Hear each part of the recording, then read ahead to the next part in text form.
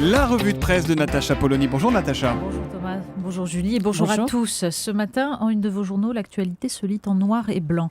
L'humanité, crime de Ferguson, l'Amérique face à ses démons racistes. Le Monde, Ferguson face à la colère, Obama appelle à accepter le verdict. Libération, États-Unis, l'injustice. Mais de ce côté-ci de l'Atlantique, un homme en blanc nous interpelle sur nos propres démons. La Croix cite les paroles du pape François. Europe, où est ta vigueur ? Pour ce qui est de la vigueur économique, ça n'est pas gagné non plus. Les Échos, l'Europe engage un mini-plan de relance de son économie. Et puis il y a ce plus terre-à-terre qui prépare 2017. Le Figaro, Sarkozy, je veux réconcilier la droite avec elle-même. Et l'Express, photo de François Hollande. Pourquoi Sarkozy l'obsède et vice-versa ? On commence donc avec la situation aux États-Unis. Oui, les éditoriaux parlent de cette crise qui creuse les fractures sociales d'un président qui n'a pas pu s'attaquer à ses maux. Pourtant, il n'est pas question de la France, mais des États-Unis. On peut élire un président noir et entretenir la pire des ségrégations, celle qui ne dit pas son nom, écrit Jean-Louis Hervois dans la Charente libre.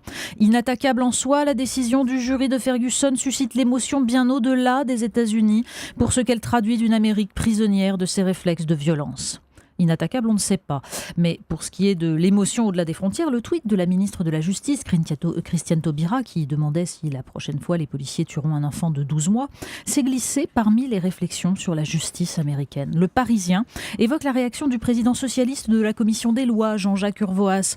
Si le président de la commission des lois du Congrès émettait des réserves sur la justice française, je lui demanderais de s'occuper de son pays. Étrange d'États-Unis en tout cas, dont les fractures mais aussi les codes nous échappent. C'est ce que nous raconte aussi l'article de Télérama sur la Bible, Superman pour Hollywood, ou comment les prédicateurs évangéliques, inquiets de la concurrence entre églises, ont compris l'usage que l'on peut faire du cinéma de masse pour recruter. On passe assez logiquement au pape François, de passage hier à Strasbourg. Mais oui, parce que face à ce prosélytisme nouveau, la prédication à l'ancienne d'un jésuite argentin semble venir d'un autre monde. Les mots d'apaisement et d'accueil du pape François ont résonné dans la vieille Europe et se retrouvent dans toute la presse. Ce qui l'a fait, nous dit Bruno Dive dans Sud-Ouest, est bien rappeler qu'un être humain n'est pas qu'un simple objet que l'on formate, exploite puis jette quand on n'a plus besoin de lui.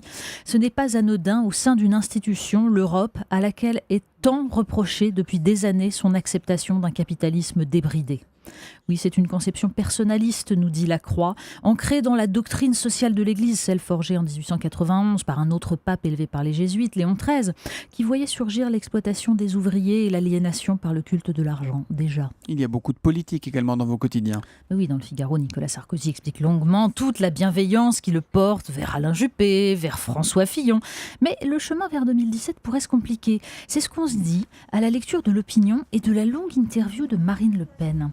Parce que le ton est celui d'une candidate d'un parti de gouvernement. Le Front National est structuré pour arriver au pouvoir, affirme-t-elle. Mieux, à la question de savoir si elle se heurterait alors à une résistance de l'administration, la réponse fuse. Je n'y crois absolument pas, parce que j'ai déjà des gens partout, dans tous les ministères, dans toutes les administrations. La société française, à l'en croire, serait donc prête à basculer.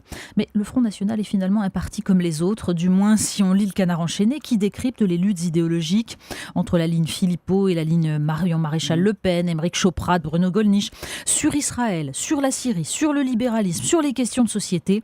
Au FN, nous dit le Canard, on s'étripe sans bruit.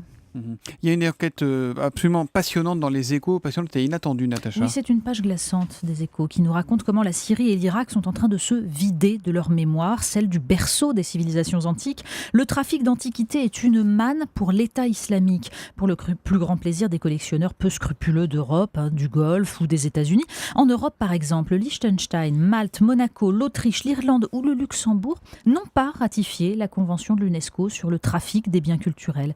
L'optimisation n'est pas que fiscale en Europe. On parle de la CIA à présent. Ah oui, alors ça, c'est le site Atlantico qui nous raconte l'histoire fascinante d'une œuvre d'art installée en 1990 dans les locaux de la CIA en Virginie et qui comporte un mystérieux message codé évoquant peut-être un secret enfoui sous le bâtiment. Alors je ne sais pas, ce serait peut-être le secret de l'Amérique post-raciale, non, vous voyez, un truc comme ça. Bon, des étudiants de la NSA se sont penchés sur ce code et ont acquis la certitude qu'il n'a pas été généré par un ordinateur, il est le fruit du cerveau de l'artiste. Depuis, ils tentent de percer le mystère grâce à des indices.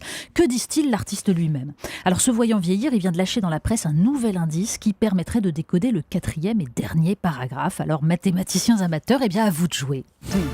On termine avec Twitter. Ce que tu ne tweets pas te rend plus fort, comme dirait l'autre. Oui, c'est ça. Il y en a un qui ne devrait pas percer le moindre code parce qu'il a même du mal à utiliser les technologies qu'il vend. Le Figaro nous apprend que le directeur financier de Twitter, inscrit sur l'application depuis juillet, a tweeté récemment « Je pense que nous devrions les acheter. Il est sur ton planning pour le 15-16 décembre. Il faut qu'on l'en persuade. J'ai un plan. » Alors ça s'appelle un cas clinique de DM fail, c'est-à-dire en gros quand on envoie un message privé en se trompant et en l'envoyant à tous ses abonnés. Une boulette qui fait quand même très mauvais effet quand on est directeur financier de Twitter. On se souvient d'Éric Besson ou d'un élu américain qui avait envoyé leurs messages érotiques, leurs messages d'amour. On se plaît à imaginer ce que ça donnerait un DM fail de Nicolas Sarkozy à propos d'Alain Juppé par exemple. Bon, on a déjà eu les conversations téléphoniques de Paul Bismuth, mais ça pourrait quand même être intéressant. La revue de presse de Natacha Polony tous les matins à 8h30 sur Europe 1. Demain, Natacha, merci.